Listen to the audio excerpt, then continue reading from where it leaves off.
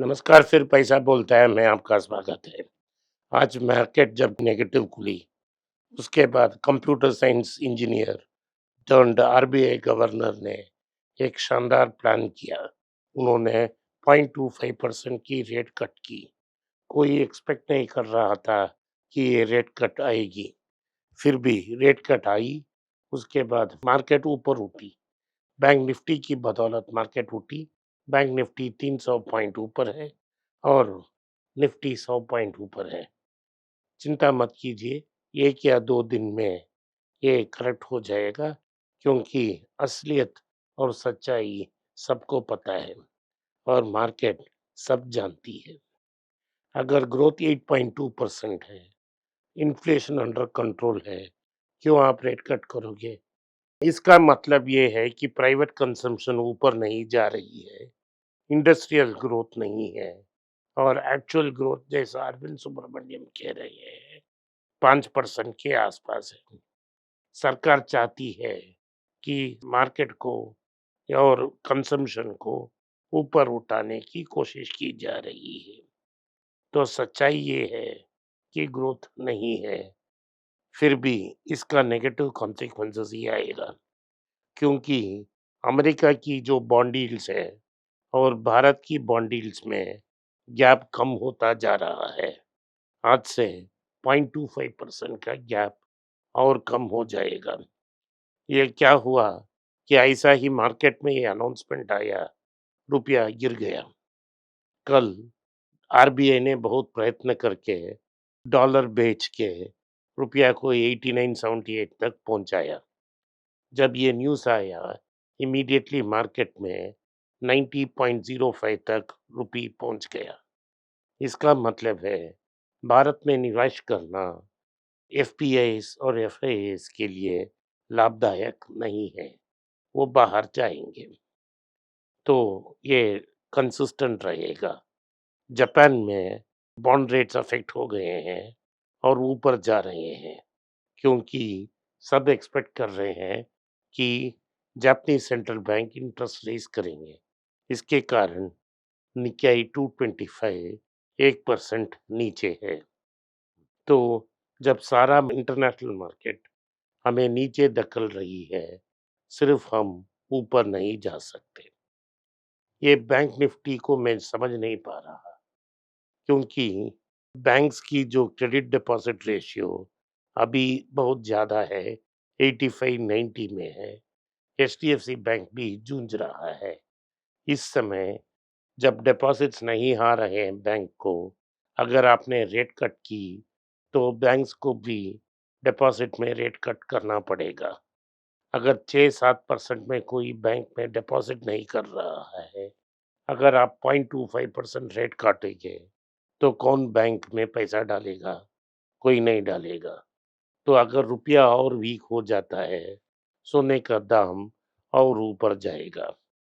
अगर रुपया वीक होती है, तो इंपोर्ट्स कॉस्टली होंगे और क्योंकि इंपोर्ट्स कॉस्टली हो रहे हैं, इन्फ्लेशन बढ़ेगा। एक्सपोर्ट्स में प्रॉब्लम ये है कि हमारा भी एक बड़ा ट्रेडिंग पार्टनर अमेरिका ने हम 56% की टैरिफ लगी है। हम जो अमेरिका में एक्सपोर्ट करते हैं, उसे दूसरे मार्केट में डाल नहीं सकते। तो एक्सपोर्ट्स कम रहेगा, रुपी में और प्रेशर पड़ेगा। ये बात नहीं है कि रुपया कम हुआ और मर्चेंडाइज एक्सपोर्ट्स इमीडिएटली ऊपर चले जाएंगे। टैरिफ तो 50% है, रुपी तो 5-6% ही गिरा है। लेकिन फार्मा और आईटी में अब तक टैरिफ्स नहीं है, तो फार्मा और आईटी कंपनीज अच्छे करेंगे। इसीलिए हमने दोनों सेक्टर को आपको कंसिडर करने के लिए कहा था। तो ये रहा भारत के बारे में न्यूज़। सब लोग खुशी से झूम रहे हैं कि मार्केट 2 बार all time high intraday touch कर कर नीचे आई है और ये 1 साल टीक कंपेयर कह रहे हैं कि सेंसेक्स 10% ऊपर है, लेकिन ऑल टाइम हाई से 1 साल पहले 10% नीचे था मार्केट। सच ये है कि 15 महीनों में मार्केट किधर भी नहीं गया है। इकोनॉमिक टाइम्स में मैंने एक लेख पढ़ा, जिसमें कहा है कि 1000 कंपनियां स्मॉल कैप में लगभग 20% अपने पीक से करेक्ट कर चुके हैं और ऐसे 440 कंपनियां हैं जो 40 से 50% करेक्ट हुई हैं और अनेक कंपनी हैं जो 70 से 90% गिरी हैं। इसमें महारथीज भी हैं लार्ज कैप में, ट्रेंट जैसा कंपनी जो 46% करेक्ट हुई है। मैंने आपको चेतावनी दी थी कि ट्रेंट बहुत एक्सपेंसिव है, आप इसे छुए मत। हैप्पीएस्ट माइंड्स अशोक सूता का कंपनी 1500 से लेके 500 तक आ गया।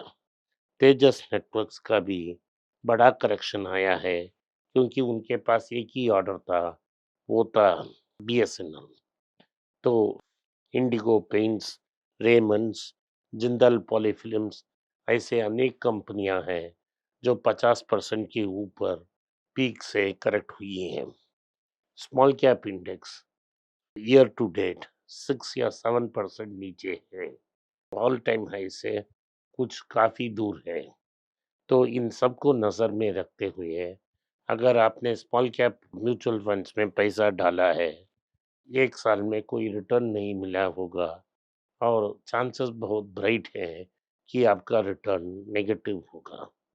टीसीएस और विप्रो एक बैंक की ऑफशोर कॉन्ट्रैक्ट के लिए आपस में compete कर रहे हैं। टीसीएस ने कहा है कि वो अनेक बिग डील्स को चेस कर रहे हैं। नोवो नॉर्डिस्क का कहना है कि इस महीने ओजेम्पिक को भारत में लॉन्च करेंगे। वर्लपूल जो अमेरिका में उनके पास बहुत सारा डेट है, उन्होंने भारत में अपना स्टॉक बेच के ये पैसा अमेरिका ले जा रहे हैं।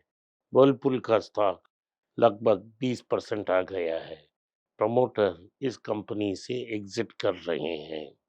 दूसरी बात यह है कि वेदांता की स्टॉक ऊपर जा रही है।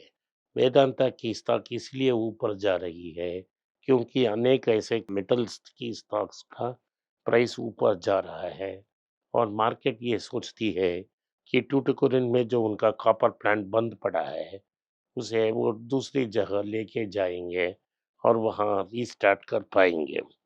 लेकिन रियल प्रॉब्लम वेदांता का उनका डेट है, ग्रुप कंपनी और वेदांता लेवल में नहीं है, वो है पेरेंट लेवल में। इसीलिए कंपनी को स्प्लिट करने की कोशिश कर रहे हैं और जूझ रहे हैं।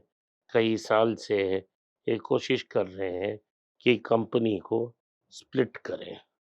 अगर वो कंपनी को सक्सेसफुली स्प्लिट करते हैं तो थोड़ा वैल्यू अनलॉक कर सकते हैं।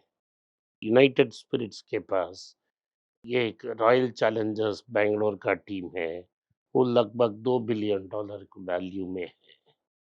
इसे बेचने की कोशिश कर रही है। अगर यूनाइटेड स्पिरिट्स सीएसके की रूट लेती है और उसे स्पिन ऑफ करती है तो सारे शेयर होल्डर्स को आरसीबी शेयर्स मिलेंगे।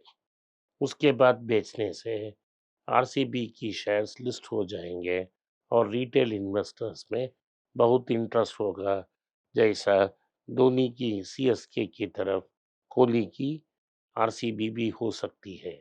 लेकिन यूनाइटेड स्पिरिट्स क्या करेगा हमें पता नहीं, बाद में ही पता लग सकता है क्या ये हो रहा है कि नहीं हो रहा है। तो ब्रिटिश अमेरिकन टोबैको के पास भी वर्लपुल के जैसे बहुत बड़ा कर्ज का प्रॉब्लम है। वो भारत से पैसा लेने की कोशिश कर रही है, उसी समय अपना स्टेक आईटीसी में कम नहीं करना चाहती है।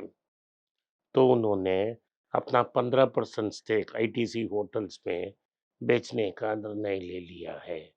तो वो सारे स्टॉक को 2 ब्लॉक डील्स में बेच देंगे। अगर वो ब्लॉक डील सक्सेसफुल होता है तो बैट का होल्डिंग इन आईटीसी होटल्स लगभग शून्य हो जाएगा और आईटीसी का 39.86% की होल्डिंग रहेगा।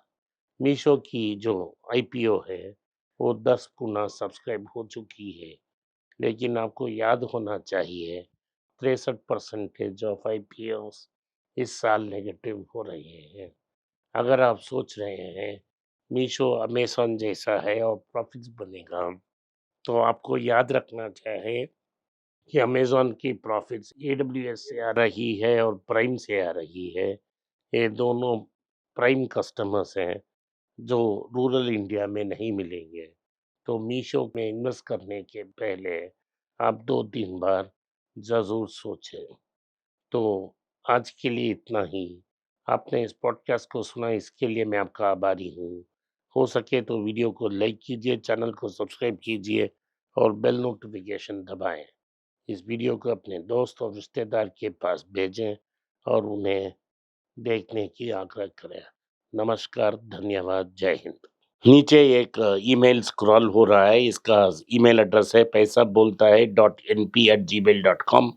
अगर आप मुझसे संपर्क करना चाहते हैं तो इस ईमेल में मेल भेजें, मेरी टीम आपसे बात करेगी। फिर से बता रहा हूँ मैं, पैसा बोलता है .np@gmail.com। इसमें आप मेल भेज सकते हो, मेरा टीम आपसे संपर्क करेगा।